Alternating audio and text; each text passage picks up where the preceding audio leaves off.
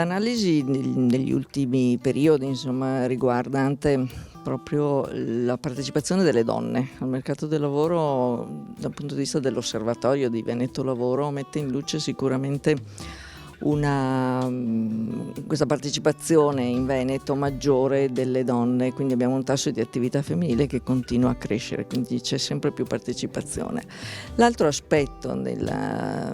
che va sottolineato, importante, è che col passare del tempo, con lo sviluppo della tecnologia,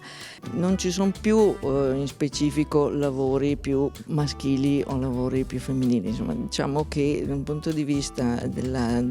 di questa distribuzione, a parte insomma qualche comparto un po' caratteristico, ma di fatto l'attività delle donne è uguale a quella degli uomini. Sicuramente l'altra tendenza che pian pianino si sta